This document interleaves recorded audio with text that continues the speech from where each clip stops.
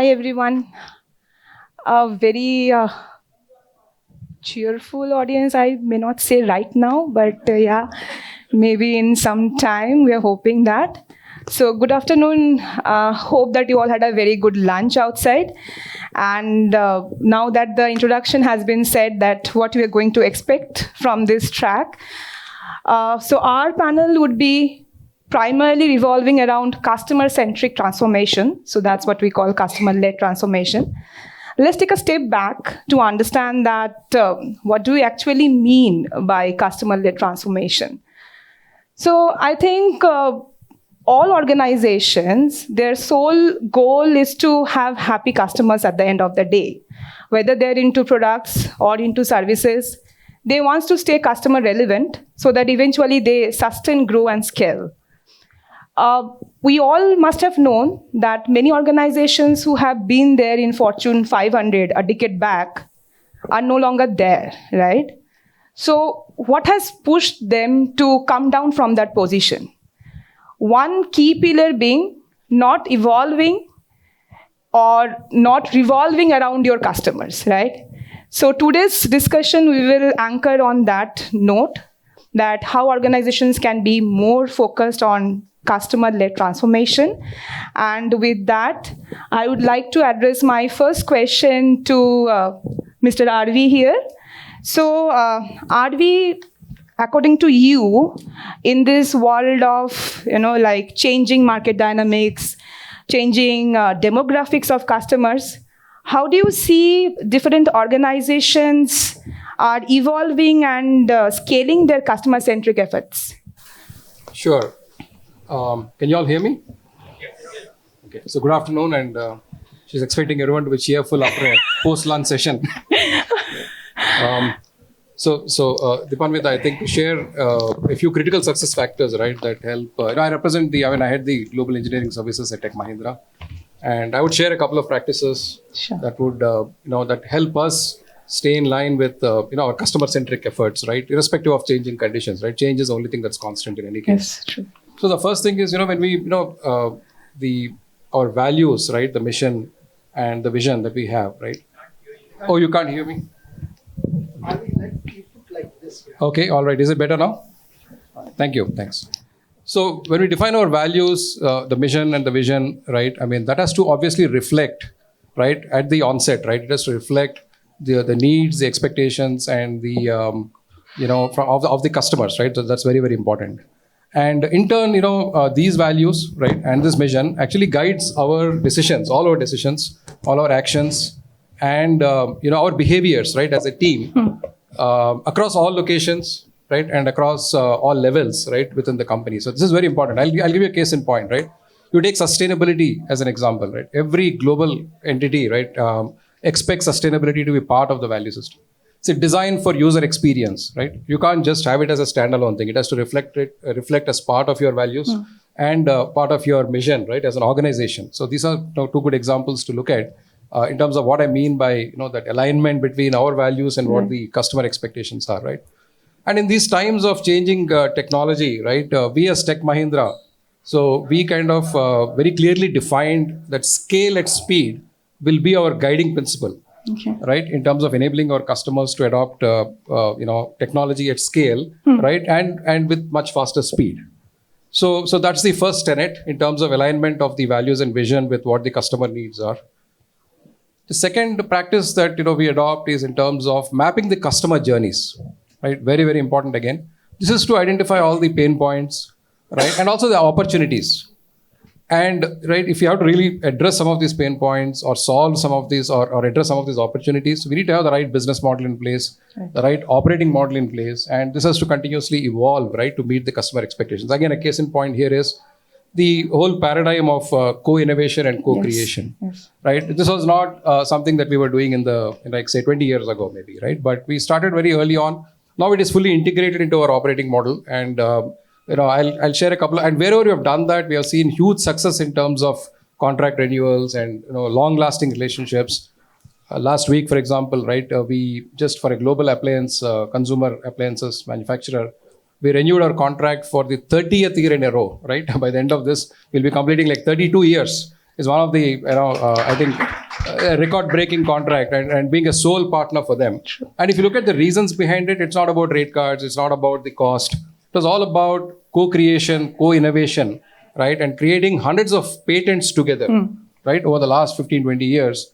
And more importantly, being a partner with them, understanding the requirements to become a model-based enterprise, right? They were doing a lot of model-based design. We helped them transform to a model-based enterprise, training their internal employees, training their suppliers. And today they're a full-fledged digital product engineering group, right? So this is the kind of partnership, co-creation, co-innovation that I was talking about, right? Again, listening to the voice of the customer as part of the mapping of the user, the customer journeys. An aircraft manufacturer, right? When they visited us like 3 months ago, they said, we're doing a lot of aerostructures and, interiors work for them, but they said digitization of cabin is one of their top priorities.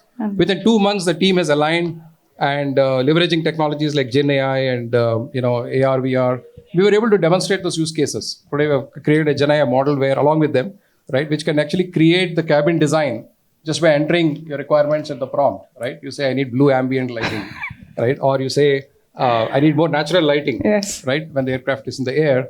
And it's able to generate a very innovative cabin design, just with limited training, obviously a multimodal LLM model behind it and so on, right, all the AI technology. And so these are some of the things where, the mapping of the customer journey, understanding their priorities, and more importantly, responding to it. One of the feedback they gave was, we are the one company, right, the only one which actually responded within like 2 to 3 months and be able to demonstrate some of this, right? The third critical success factor I would share is in terms of being customer-centric, is empowering the employees, right, to kind of, be customer-centric, right? Give them the training, the tools, the resources. In my context as a head of engineering, right, giving them the experience centers. We've invested in a lot of customer experience centers, labs. We moved away from the boardroom conversations, right? Most of the conversations today are happening in the experience centers, in the labs, very hands-on. And a lot of that is also co-creation activity, right? Even the customer teams are getting involved in that. So this is a very, very important paradigm, right? Empowering the employees, creating the right ambience, right, for them to co-create, right? And last but not the least, I think from a customer centricity standpoint, we all measure ourselves on P&L and maybe once or twice in a year on customer satisfaction. But I think that has to be a paradigm change, yes, right? It has to be a closed loop mechanism where we hear the voice of the customer on a very regular basis. I mean, daily would be a overkill, but on a regular basis. And, at every given opportunity, capture the voice of the customer as a leader, right?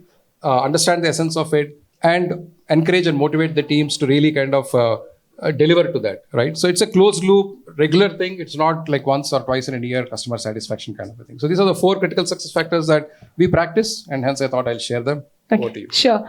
So I think wonderful and fantastic points. So one thing RV was harping upon, I think again and again, was on co-creation, co-innovation, right? So on that note, Snigdha, I would like to answer, I'd like you to answer that.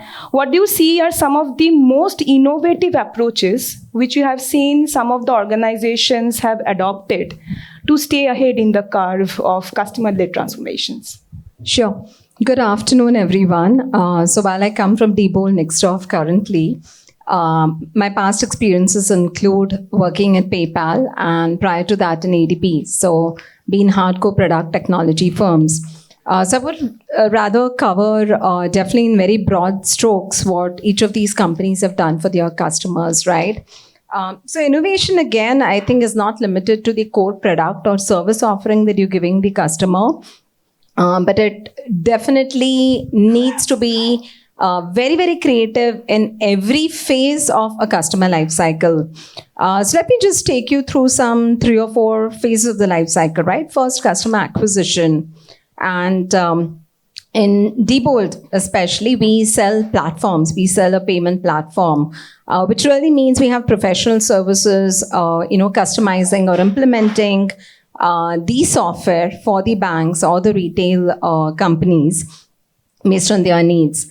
So now this really means you need to understand the bank's operations even when you are responding to their RFIs. And for that, of course, we have dozens of products like everybody else in the market. And we have dozens of options, or I would say, hundreds of options a way you can build the software on top of the platform. So we have a lot of knowledge content Again, across SharePoint, Confluence, PDF, databases, just name it. And I think most of our firms have it, right? So the first thing that we did is to enable the customer experience right when they are talking to us in the initial stage. And, they will give us a questionnaire of 150 to 200 questions. They will expect a response the next 1 day or 2 days. And it is quite humanly impossible for somebody to understand the multitude of products and possible solutions. And so pre-sales get stressed out, or SMEs get stressed out. And you really need somebody to be there for 2-3 decades to master our products and solutions.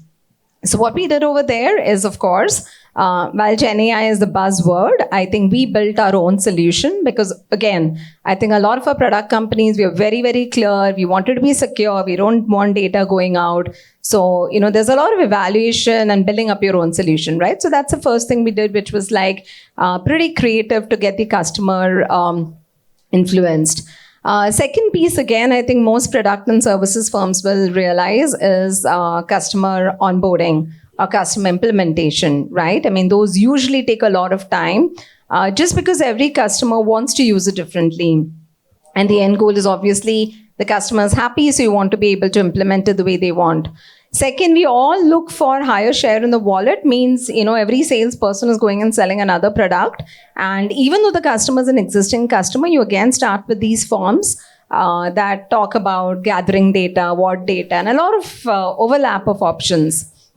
So in both ADP as well as Diebold Nixdorf, what we have literally done out there is, created a lot of workflow automation, right? So whether it's data, whether it's trying to understand, how do they want to configure the system, whether we want to ensure that if data is already there, if they are already using a couple of products, how do we use that common data and get them up running quick and soon, right? And all of this, of course, has a lot of automation technology behind it, because you do want to make it as least friction for the customer, but also you want to enable your own ops teams to start implementing them and migrating them and upgrading them.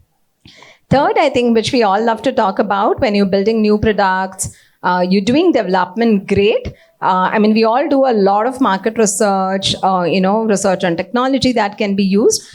But eventually, I think what, again, the customer looks for is, I think RV also mentioned that, how quickly are you responding, right? Are you able to do things, within a matter of days, if not hours?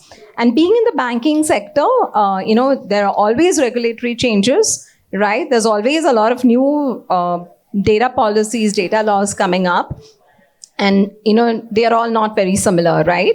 So the key part is also how do you then start adopting platforms, right? And less product and more platforms, less customization, more configuration, less hardcore coding, more workflows, right? That they can design, workflow designers, rules engine, right? Reporting. Gone are the days when people expected canned reports. I think that forms the core essence of our trying to give customers what they are looking for, versus earlier it was very product centric, right? The world.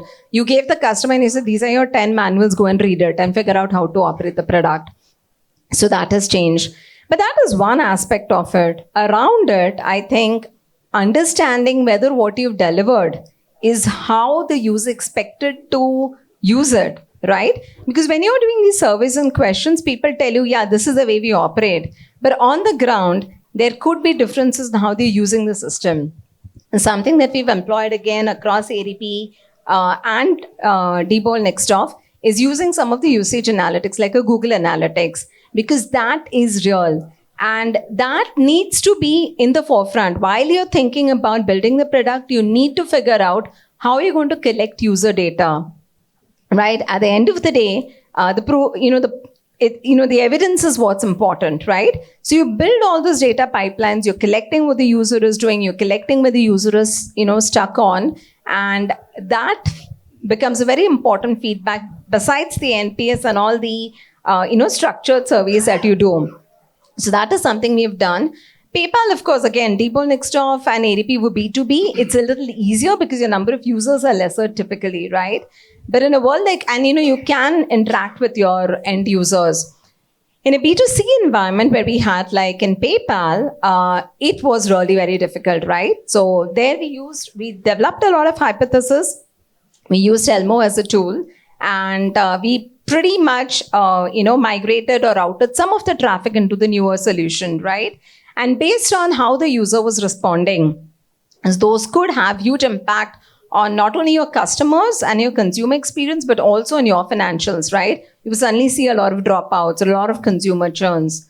So that's one thing that, we think first, data, platform first, configuration first, while we're building any of the platforms. So that's one aspect that we've been taking care of. And one good example I can share out here while we were at PayPal, we built a subscription product actually for the small and medium scale businesses. And so we build this fancy stuff, a lot of different kind of billing plans, payment plans, like all of you are subscription users, right? You would have like, these are the plans, these are the payment terms and so on and so forth. And then we realized that there were a lot more individual teachers, tuition teachers, gym trainers who were using it. And they did not need these fancy plans. All they wanted was to send a subscription link. So again, once you have all this data instrumentation figured out, I think is when you realize that who you intended it for use, probably your end user is a little different. The persona is a little different. The segment's a little different. And that helps you be very, very responsive. You don't wait for feedback. You're getting feedback and you're being proactive about it. And the final point of the customer lifecycle, I think, is support. And that really, really defines the churn, right? As we all know, we would love to retain customers because that helps both your top line and bottom line. So again, in T-Bowl next door, we do get a lot of calls, field services, ATMs not working, or retail self-checkout machines, if they go down, there are huge losses for our customers. Or they could also be software, right? Software is not available. So that's another place where we realized we do have very tight SLAs backed by penalty clauses. So that's, of course, has a financial impact. But more important is how quickly can you respond, right? So the customer really believes that you're empathetic towards them. And that's another big place where we introduce Gen AI, right? Again, you have a lot of disparate data sources. But when there is a new incident, it's easier now using your natural language. You don't need experts sitting at your service centers. They can use the language that they are comfortable with. And we have this whole Gen AI solution that's built up where it goes and searches, similar issues, similar symptoms. What are the potential issues that have happened earlier, root causes? So our diagnostics have gone faster and the resolution has gone faster. So, Dipanvita, back to you, but that's how we are literally looking at the entire customer life cycle and trying to be more innovative with technology that's already there. Sure. So I think just adding on this point, we all now understood how has different innovations worked for different organizations. But just one consideration there, all these innovative approaches, finally making the customers happy, customers being satisfied, repeat business being coming, it takes some time. The customer experience improvement takes some time.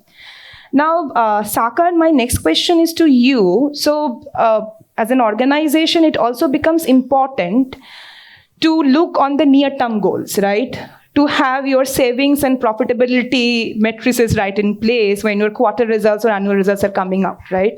So how do you see organizations balance this juggling between the long-term, maybe necessary goals of customer centricity and the short-term matrices achievement in terms of staying profitable and cost-focused? Thank you, Dipanvita. Good afternoon, everybody. And thank you, Zinnov, for having me here. My view is it's not a balance between short-term and long-term because they're not at odds with each other. Okay. Majority of the times what happens with companies is that companies take short-term gains and short-term wins to be an indicator for customer loyalty and long-term customer satisfaction. Okay. So that's the pitfall that we should not fall into.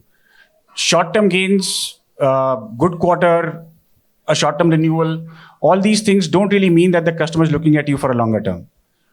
For that, you need things like surveys which get you the ease of doing business information, surveys which get you customer satisfaction, the NPS scores that come from the customer. Now, what we should look at is how do we create those programs with the customers which get us this long-term loyalty.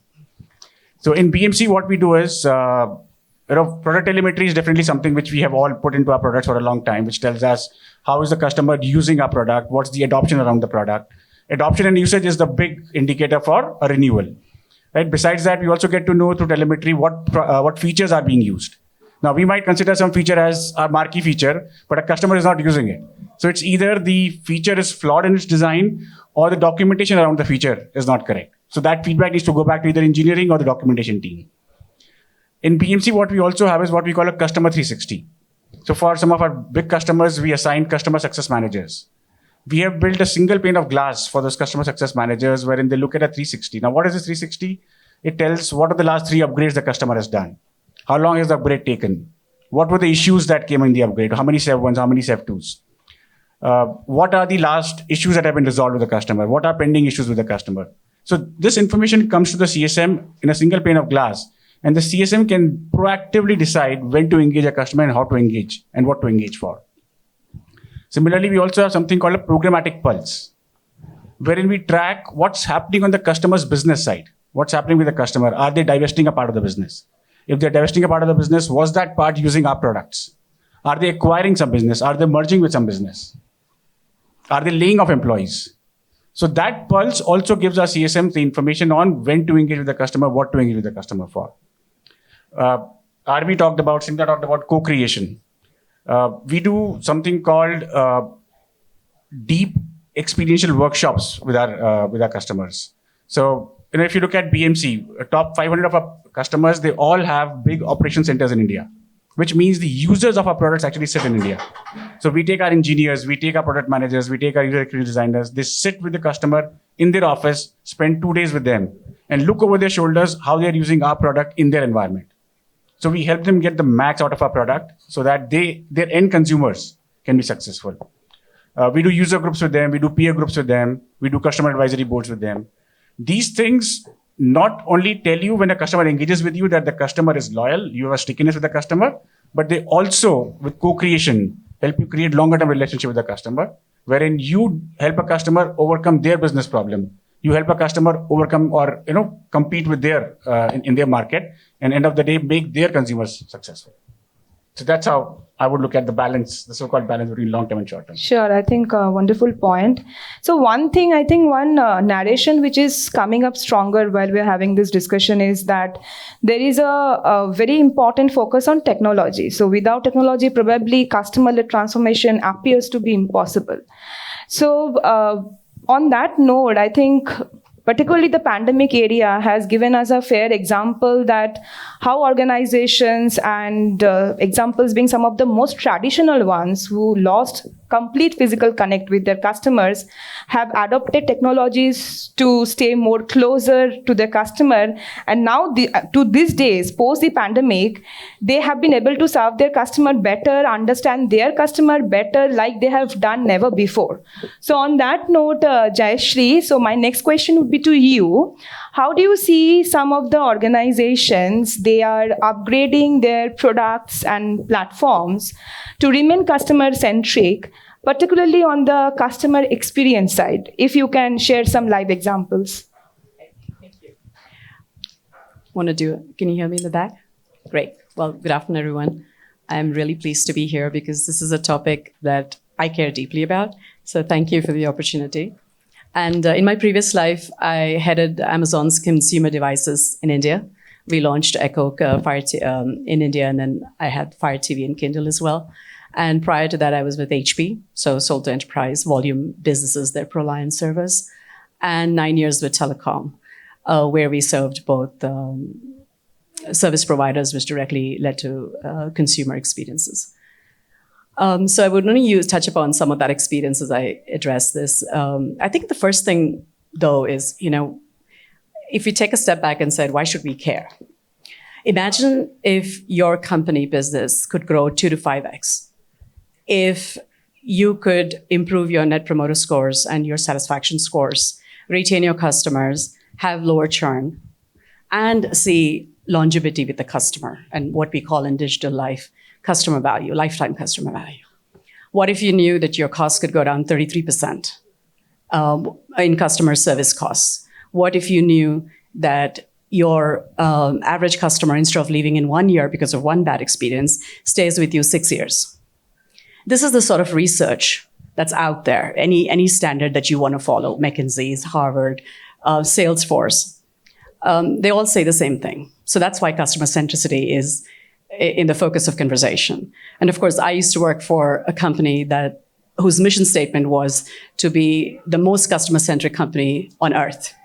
And that's a tall order, right? So some of the conversation I have today and then share some insights for you is based on how we operate. So if you look at, and I also want to touch upon, what does that entail even to say, I want to deliver a fantastic customer experience? Well, I look at it very simply, right? Do we understand, and some of what you heard just now also touched upon this, in depth about a customer, holistically, not just in the front end, not just with the CRM systems, not just in the support, but holistically across all touch points, whether you're serving businesses that serve consumers or you're serving consumers directly. And then do you take those insights and then derive actionable steps from those insights? And then you have somebody accountable for those actions. And then you turn around, and in a way that the customer acknowledges that they are seeing that you've raised the bar on customer experience. And then you turn around, and then you do it all over again, day in and day out, consistently, repeatedly. That, to me, defines raising the bar on customer experience. Now, clearly, to do all of that, you need underlying technologies, systems, processes, and culture. So technologies, there's actually quite a few of them already available. The question is, for example, over 90% of the businesses have CRM systems. Over 50% of small, medium businesses have CRM systems. But unfortunately, there isn't this centralized data about customers where you can derive insights across the board. Your product teams, if you are part of product team, you meet customers. Customers give you feedback. If you're support, and sure, it's a negative experience sometimes when they call you in, they always give you feedback. Hey, we like you. Here's how we can do better. But there isn't one way in which you can take all of that information and derive actionable insights from it. So I think that's one, I would say, opportunity, and also an evolution for our companies to have, is to find ways to do that. And even getting 1% better on that on a daily basis is going to pay off for you in the long term. The second thing is culture itself. I know, Arvi, you mentioned about employee-centric, and I think that's a very key point. What research has shown is being employee-centric turns into customer centricity for you, because happy employees generate happy customers. And research has shown that. So we talked about empowerment. Let me give you an example, right? In Nordstrom, you may be familiar, is famous, has very legendary stories. But its employee handbook just had one rule. The rule was, do whatever it takes to make the customer happy. That's it. And so you can see within that, there's a broad availability of options and solutions for employees to figure out how to serve customers. So clearly, this is a complex topic, and there's lots of different various ways. And I think, Snigdha, you did fantastic trying to outline some of those touch points and how to solve them. So I'll leave it at that, and then we can come back to the questions. Sure. So I think one narration which Jayashree has greatly mentioned is like technology and culture, right? So I think both goes hand in hand. I think we all would be probably fairly in agreement with that. And also probably technology as an activity or as a process, or to that extent, any transformation in silo doesn't work at the end of the day. It has to be imbibed in the DNA of the organization. It has to be in the culture. So evaluation of culture is equally important. So on that note, Sakaar, I would like to know from you that while organizations try to achieve this 10x growth, and also aligning with the Zinnov Confluence theme for these 2 days, engineering 10x. So what do you see are some of the pivotal and key organizational changes which are required to be adopted by organizations to reach that stage? And how can some of the emerging technologies play a pivotal role there? Sure. So there's two parts to this question, and I'll answer them one by one. I'll start with the organizational part, and then I'll come to the technology. See, today every organization realizes that customer is important, and a chief customer officer is a role that everybody has. But just putting an org structure in place doesn't solve the problem. It's primarily in the culture. And every employee in the organization needs to understand the customer, regardless of what part of the business you are in. Even if you are in G&A functions like human resources, finance, you should understand what your customer does with your product. How does your product make your customer successful? For that to happen, I'll tell you some examples of what we do in BMC. Every all hands that we do with our employees, we make sure that there's a customer section in it. Our head of sales talks to the customer. It takes about a third of our all hands, but the customer comes there and tells the employees how a BMC product is making them successful, how a BMC product is being used by their end consumer. We also do regular sessions wherein a customer comes and talks to our employees what a single product means to different personas who use our product. A product is not the same for everybody who uses the product at the customer end. So we have those sessions. What we also do is at the time of implementation, we use our engineers who have developed the product. They go and they be a part of the implementation team. So now they realize what they developed. What does it actually translate to when a customer starts using it? How easy is it to implement it? How easy is it to upgrade the product? How easy is it to start using the product? So these are the things which bring that kind of a customer centricity in the mind of our employees. And it's very pervasive. We have, like all mandatory trainings, like integrity trainings in the company, we have a customer value creation training that every employee in the company takes. So I would say these are a few things that we should start with. The culture has to go deep into the organization where people understand what it takes to make a customer successful. Now, coming to technology, I promised myself when I got on the stage that I'll not use the terms AI and Gen AI. So I'll try without using those terms. So I talked about customer 360. Right? We have taken that customer 360 to a level wherein the CSM is not only seeing a single pane of glass, but it's also throwing recommendations to the CSM on what you can do based on what has worked for a customer in a similar situation in the past.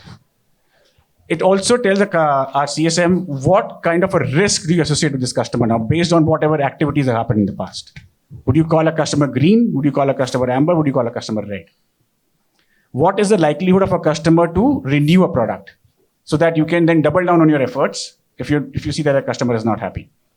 We also use technology to give our customers self-resolution on issues. So they come to a portal, they chat with a GPT-based chatbot, and questions are asked, and recommendations are thrown back to a customer. Many times we see that the solutions come from that chat window itself. So the customer doesn't even have to open a ticket. But if eventually a customer gets to a point where they have to open a ticket, the app opens a ticket on behalf of the customer. So customer doesn't have to go and repeat that information and type it into a system. Whatever conversation they've had with the chatbot captures all the conversation, opens a ticket, structures it in such a manner that the person in BMC who receives the ticket gets the sense out of it. And then there is a set of recommendation that comes for the person who's resolving it on what kind of resolutions have worked in the past in similar situations. So the time to resolution is brought down. A few examples out here. Sure. There's a lot more we can talk about, but in the interest of time, I'll hand back to you. Sure. So I think what is getting strengthened, over the discussion is that technology culture going hand in hand. So one thing important there is now who propels this culture, right? Mostly the leadership of the organizations, they play a pivotal role in propelling this culture of adoption of technology and then becoming the transformation, making the transformation customer-centric.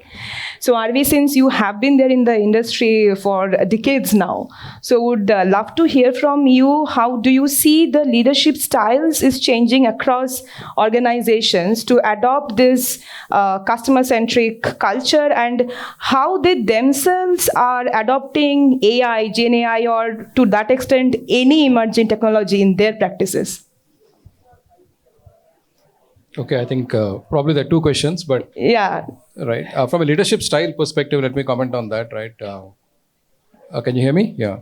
So I think customer centricity cannot be delegated, right? So I think as a leader today, we're very, very hands-on in terms of managing customers. So that's been my personal experience over the last 3 decades, and spending a lot more time with the customers today, and at least more than say 60% of the time, to be practical, right? There's a lot of internal management to be done, and making sure that a lot of face-to-face interactions happen, just so that we capture the voice of the customer, right, as and when in real time, right? And then align the entire organization, be it the practices, the verticals, the horizontal competencies, to make sure that we prioritize, we align and realign, right, as many times as possible to make sure that, right, we are delivering to those expectations, right? So that's one thing. And second observation is, we'll have to really decentralize decision making, right? This whole hierarchical ways of working are not allowing us to respond in time, right? So it's very, very important to understand that the teams on the ground do understand the customer expectations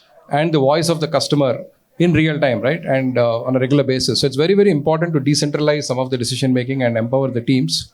And in that context, it's also very important to allow them to try fast and fail fast, right? It's very important, right? We need to cannot hold the teams accountable for some failures because, it's a fact, like you said, at the onset of this conversation, you said it's a continuously changing scenario. So priorities keep changing, right? The benefits that the customers are expecting from some of this continually change. And it's very important for us to align and realign on a continual basis, right? So try fast, fail fast is a very, very important paradigm. And, and last but not the least, right, make sure that, we are investing into it. We need to make sure that some of the investments that happen are aligned with what the customers really want rather than what you really want for yourself, right? So that's very important. I think part B talking is about the leaders, how much they are adopting the technologies to make them customer Well, we are learning for sure. Yeah. I have my CTO here in the room. So Sanyas Rao, right, who's an expert in things. But I mean, I think it's very important to understand the state of the technology and the application of that, right? Because there's no leader today, even in the traditional manufacturing sector, who's not talking about artificial intelligence, right, and the application of Gen AI, right? And they're even extending the conversations now to quantum computing. Yes. Right? So some of the manufacturing companies with PhDs in physics, they're questioning in terms of how do you adopt quantum computing in certain cases, right? So the technology, knowledge of technology, right, reading and learning for every leader, it's just an absolute mandate, right? If the technology acumen is low, right, it's a strict no-go for any business leader, right?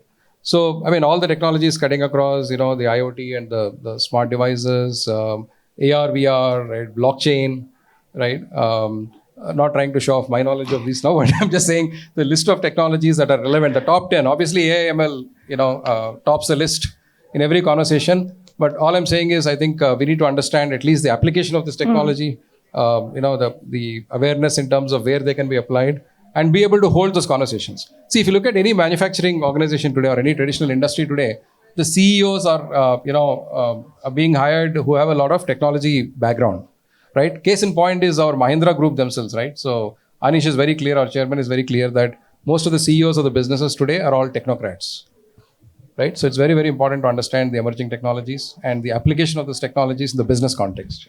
Is that okay? Or Sure. No, I think it's all good. Talk a little bit about technology. Yeah, I think we can go on and on. He can rather go on and on. So we can have a separate, dedicated session on that in case we have the time and our team permits. So just quickly on that, Snigdha, I would like to, know from you, just to add on this. Because you have been in the fintech, right? And financial world is actually, if we see by that way, there are a lot of regulations and risk factors also, right? So if you can add some more examples of how you have seen your organization or others have fostered this technology-led customer-centric culture to be customer relevant at the same time to mitigate the risk. Sure, Deepanvita. So again, I think this is like a mix of customer centricity plus using technology and a little bit of the culture. So let me just get to that. So one thing that, or I would say like there are three things out here, right? A, to be on top of your market trends. To understand, to anticipate what are the changes coming in. And this could be in terms of data privacy, regulations, mandates, because we do work with a lot of these networks like Visa, MasterCard, and so on and so forth. So you need to be on top of your game. You need to have people, your marketing team, do a lot of market research, right? And there's just so much of information overflow right now. It's important to filter out the noise from the insights. So that's the first thing. Second, we focus a lot on the customer's needs. right? And you also brought in about the culture, and I think Saka spoke about it at length, so I'll keep it short. But we do have very structured listening posts set up, right? So these could be UX surveys, they could be user group sessions where we're talking about the market trends, where we're listening in from the customers on what they think is priority and is important. We are hearing from the customers what are their top pain points. The difference between the needs and the wants, I think that becomes very important, right? Not chasing after the wants. And then we have customers talking about how they are using our solutions. So there's also a lot of customer advocacy happening over there, right? But that again, customer advisory boards and so on and so forth. So that's again a lot of key insights that we derive, because what you've done is you've done your research of the market, you're validating it by your customers, new, prospective, existing, all of them. We, of course, have our own connect sessions in fintech forums, yes, but then we also host in Las Vegas and Europe our own intersect conferences, right, where people come, see our technology. So there are experience centers, everything, but these are places where they talk to us in more depth and detail, besides the wining and dining, of course, that they enjoy. But then finally, you've got like a series of problem statements and opportunities out there. This is where it's very, very important to do two things. Understand technology in depth. Right? For us in the ATM world, we don't see that working like that in future, right? We expect that people are more comfortable. And how do you integrate into people's lives? Today, they're very familiar with e-commerce transactions, online transactions. They do need cash, but then they are very, they have this sticky connection with their mobile phones. They want to do everything with the mobile. So tomorrow, the way we look at it is from their mobile, they should be able to tell an IoT-enabled device, dispense cash. Doesn't matter where that piece of device is sitting, right? So there's a lot of push to understand technology. What can technology enable? Which means you need to understand IoT, which means, of course, AI and all the fraud algorithms that are required out there to run a secure business, especially in fintech. It also, of course, means blockchain and all of that, but I'll just keep that aside a minute. But a lot of automation out there too, right? So you need to understand the technology. You need to be able to experiment with it. So now when you have a problem opportunity, you have the confidence and you've done your experimentation to implement those technologies, right? The biggest factor is the entrepreneurial mindset. And that's something we invest in a lot, right? I mean, you would have economic cycles, but one thing, and in fact, even now we're doing with Zinnov, is running entrepreneurial mindset workshops, which is seeped into all of these different dimensions that we talked about for your mid to senior level leaders, right? And especially in the GCC. Because otherwise people who are tenured can get very cocooned into what the company is doing. And you need to have these interventions, from across companies, like the Amazon and likes who are setting, definitely new milestones and customer centricity. So yeah, I think those are the aspects that we look at, Dipanvita, and Sure. we continuously keep investing in all the facets. So we can be customer-centric, but lead by technology. Sure. I think great. So now we will just address the last closing question of the panel to Jayashree. And that's going to be an interesting one because we're going to close it. So we're talking about, changing market dynamics, technology, culture, and demographics, right? Now, talking about demographics, I'm not sure how many of the audience is from the Gen Z group, but now... Sure, why not? So now that we also see a lot of Gen Z end consumers and end customers, so Jayashree would like to understand from you that they have this mindset of challenging the status quo and asking for complete transparency and all. So that way, their mindset is a little different than the kind of customers we have handled so far, probably like people like us, right? So how do you see that organizations are coping up with that new added challenges? If you can shed some light on that. Thank you. I'd like to first, though, start with a story. I'm not sure if you're familiar with a company called Lemonade. Yeah. Okay. So I'll tell you a little story about that, just to show you how customer centricity can happen, even in an industry which is heavily regulated, insurance, or I should say highly regulated, and customers' perception of that companies serving that industry is poor. But Lemonade came around and did three things really well. One is they disrupted the business model. They were upfront with their pricing and messaging strategy. And then they had a Lemonade give back strategy that enabled them to have shared values with their customers. So essentially the way it worked was they take a flat fee, and from the premiums that the customer pays, if it's unused at the end of the year, Lemonade gives that to charity of the customer's choice.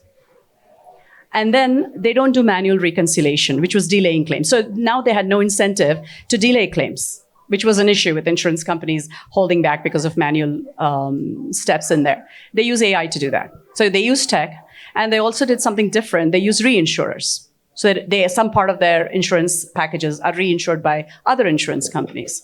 They're now a $1 billion business. They have, as of this year, 2 million customers. And they have strong brand loyalty and a lot of customer retention. Well, I don't know the specific customer retention number, but they have high brand loyalty. But that's an example of when you talk about what's changing in the marketplace.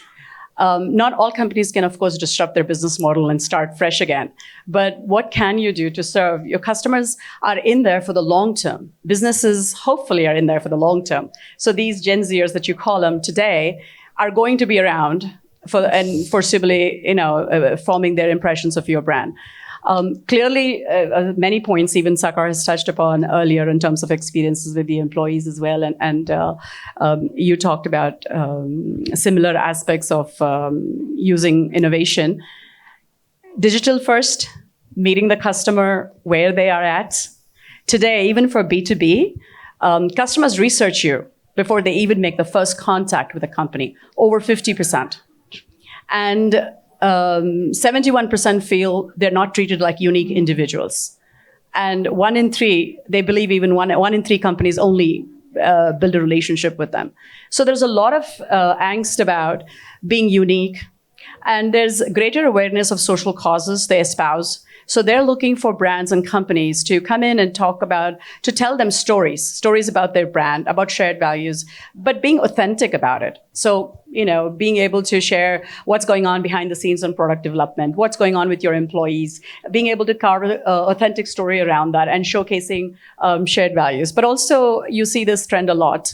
Why do companies use influencer marketing? Mm-hmm. That's because they're looking to peers to say, okay, maybe we may not believe all the company messaging out there, but we'll look to what our peers are doing and maybe take some leads from them.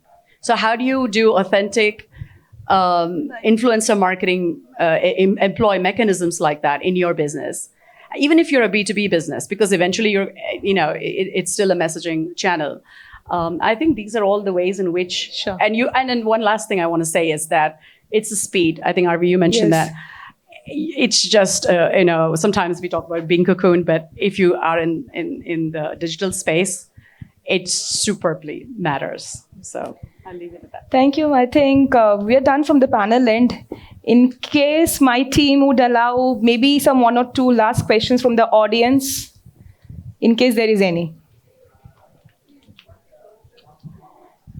Yeah, please. So the gentleman mentioned the customer-first approach. How do you prevent creating snowflakes when you have some very loud and more aggressive customers? How do you make sure that you don't cater the entire offering of business just to their needs? Sorry, can you repeat the last part again? Yeah, how do you ensure that you don't solution just around one customer that happens to be the bigger or the louder one?